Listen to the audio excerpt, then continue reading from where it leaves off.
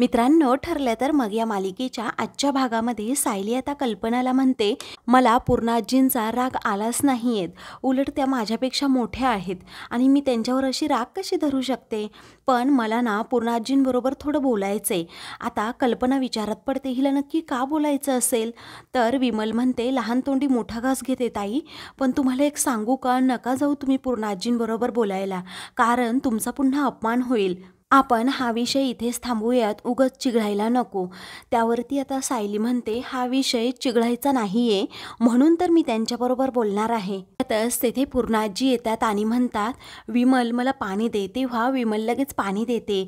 तर सायली आता पूर्णाजींजवळ जाते आणि म्हणते, माझ्यामुळे किंवा माझ्या माणसांमुळे तुम्हाला जो काही त्रास झाला त्याबद्दल मी तुमची माफी मागते.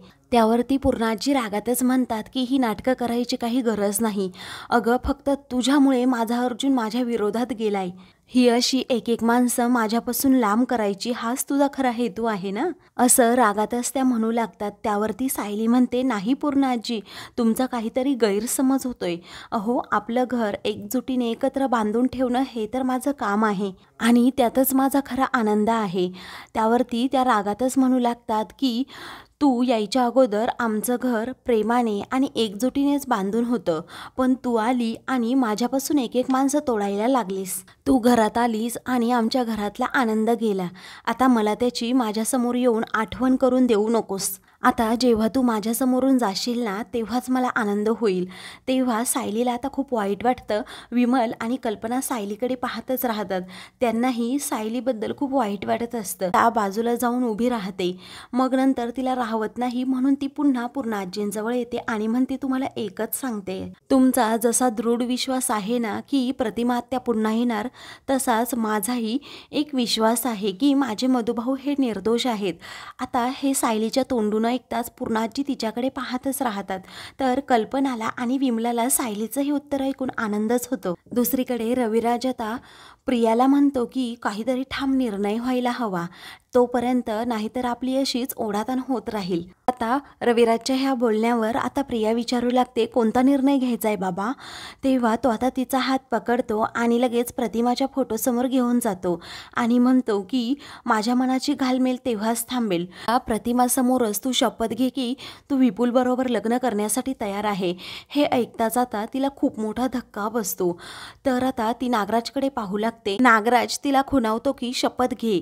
तेव्हा ती लगेच शपथ घेते की आई, मी विपुल बरोबर लग्न करायला तयार आहे. तेव्हा आता सुमनला खूपच आनंद होतो. ती म्हणते की शाबास तन्वी, अगं आता तू रविराज भाऊजींच्या मनात असणारी घालमेल थांबवली. त्यांचं एक टेन्शन खरंच खूप मोठं दूर होईल. रविराजला देखील आता आनंद होतो. तो म्हणतो, तन्वी बाळा, तुला असं वाटत असेल की मी तुझ्यावर हे सगळं काही लादतोय, पण माझाही नाईलाज आहे. मला तुझी खूप काळजी वाटते. तू हा निर्णय घेतला ना, खरंच मला खूप बरं वाटलं आणि एक बाप म्हणून सर्वात जास्त काळजी मला तुझी आहे. तेव्हा प्रियाचा चेहराच पडतो. ती नागराजकडे खूप रागात पाहत असते. त्यानंतर सायली आता रूममध्ये येते आणि पाहते तर अर्जुन अगदी गाढ झोपलेला असतो. सायली त्याच्याकडे खूप वेळ पाहत राहते आणि म्हणते, सरांची सकाळपासून खूप दगदग झाली, आता किती शांत झोपले. मी यायच्या अगोदरच त्यांनी झोपून सुद्धा घेतलं. आता तेवढ्यातच तिला कुसुमचा फोन येतो. सायली एकदम हळू आवाजात तिच्याबरोबर बोलू लागते. विचारते, काय ग कुसुमताई, काय झालं. तेव्हा आता कुसुम म्हणू लागते, काय ग, आम्ही इथून गेल्यानंतर तुला कुणी काही बोललं तर नाही ना. त्यावरती सायली म्हणते, नाही ग, कुणीच नाही बोललं. आणि पूर्णाजींचं कसं आहे, त्यावरवर दाखवतात की मी खूप चिडती आहे, पण तसं काही नाही. त्या तर मला काहीच बोलल्या नाही. आणि तुला माहिती आहे ना ग, अर्जुन सरांनी खूप काही केलं आहे आपल्यासाठी. खरं तर सांगू का तुला कुसुमताई, त्यांनी माझी दिवाळी अगदी स्पेशल केली आहे. मला त्यांच्यासाठी खरंच काहीतरी खास असं करायचं आहे की जे त्यांना खूप आवडेल. त्यावरती आता कुसुम म्हणते, नक्की तू काय करणार आहे. आणि खरंच चिडके बिब्याचे आभार मानायला हवेत, एखादी भेटवस्तू वगैरे दे. त्यावरती सायली म्हणते, भेटवस्तू वगैरे नाही ग, मला त्यांच्यासाठी असं स्पेशल काहीतरी करायचंय की ज्यांच्या ते स्मरणात राहील, नंतर कधी करायला भेटणार नाही ना. तसं कॉन्ट्रॅक्ट मॅरेज संपायला आता खूप थोडे दिवस राहिले आहेत. त्यावरती आता कुसुम विचार करू लागते. ती म्हणते, खरंच चिडक्या बिब्याला काहीतरी दे, त्याने आम्हाला अगोदरच सांगून ठेवलं होतं, पण तिच्यासाठी सरप्राईज प्लॅन करतोय. सायलीला यातलं काही सांगायचं नाही. त्यावर त्यावरती सायली म्हणते, अगं मी त्यांच्यावर ना खूप चिडले. मी तुम्हाला जेव्हा भेटायला येत होते तेव्हा त्यांनी मला अडवलं ना. मला माहीत नव्हतं त्यांचा हेतू नक्की काय आहे ते, पण आता नाही, मी त्याची भरपाई करणारच. त्यांना छान असं सरप्राईज देणार की त्यांना ते खूप आवडेल. तेव्हा ठीक आहे असं कुसुम म्हणते, तर सायली फोन ठेवते. दुसऱ्या दिवशी अर्जुन आता ऑफिसला चाललेला असतो. तो हॉलमध्ये येतो. पूर्ण आजी गाल फुगवूनच तेथे बसलेले असतात. ते आल्या आल्या अर्जुन आता कल्पनाला विचारतो, काय माझी बायको कुठे आहे? तेव्हा ती मार्केटमध्ये गेली आहे असं कल्पना म्हणते. त्यावरती अर्जुन म्हणतो, तुला सांगितलं होतं ना एकटीला पाठवायचं नाही. तेव्हा आता कल्पना म्हणते, अरे मी तुझ्यासारखी तिची काळजी करत नाही जास्त, ती हुशार आहे. अर्जुन म्हणतो, ते पण खरं आहे. माझी बायको खरंच हुशार आणि स्मार्ट आहे. न चिडता न भांडता कुणाची सिच्युएशन कशी हँडल करायची हे तिला बरोबरच समजतं. मग मी का माझ्या स्मार्ट बायकोचं टेन्शन घेऊ? हे तो आता पूर्णाजींना म्हणतो.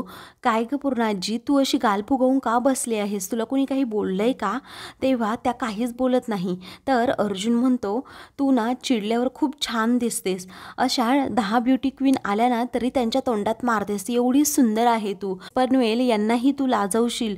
एवढी छान दिसते तू. माझी ब्युटी क्वीन पूर्णाजी, क्युटी असं म्हणून तो आता पूर्णाजींचा पापा घेतो. तेव्हा त्या म्हणतात, तुला ऑफिसला जायचं नाही का? निघ ना अगोदर. ती अर्जुन म्हणतो, हो जायचंय ना असं म्हणून तो पुन्हा पूर्णाजींचे गाल ओढतो. तेव्हा त्या जोरातच त्याच्यावर ओरडतात.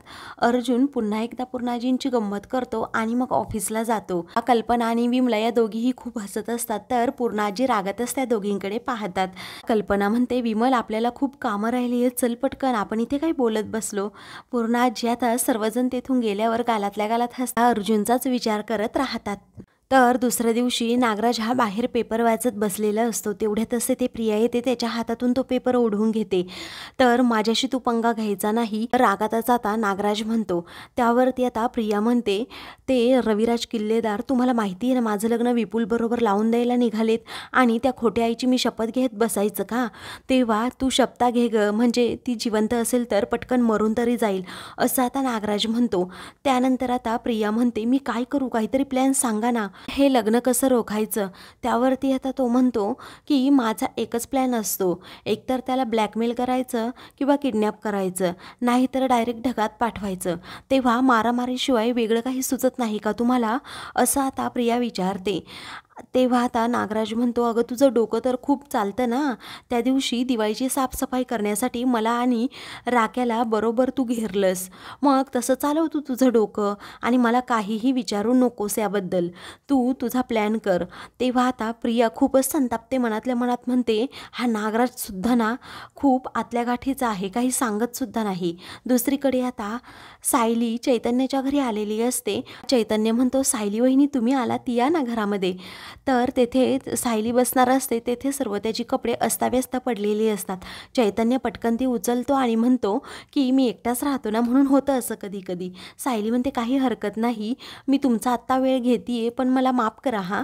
मला तुम्हाला फक्त एक विचारायचं आहे. आणि मला दिवाळीला खूप मोठं सरप्राईज दिलं, मधुभाऊंना घरी बोलवलं, मुलांना घरी बोलवलं, मलाही त्यांच्यासाठी काहीतरी करायचं आहे.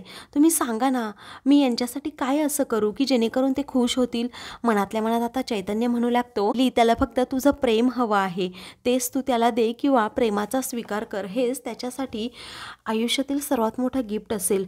तेव्हा आता तो म्हणतो की सायली, अर्जुन तुझ्यावर खूप प्रेम करतोय, त्यामुळे तू त्याच्या प्रेमाचा स्वीकार कर.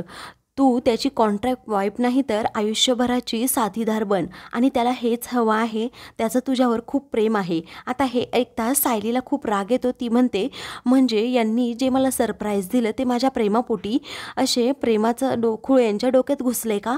मला वाटलं ते आपुलकीने आदराने माझ्याकडे पाहतायत म्हणून त्यांनी माझ्यासाठी असं केलं, पण नाही. आता मी घरच्यांना जाऊनच सांगते त्यांच्या की यांनी माझ्याबरोबर कॉन्ट्रॅक्ट मॅरेज केलं आहे म्हणून. म्हणजे ते किती सर्वांना फसवता येते.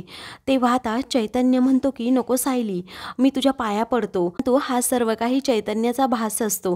तो आता सायलीकडे पाहतच राहतो. तर सायली म्हणते, अहो चैतन्य भाऊजी. तेव्हा चैतन्य आता भानावर येतो.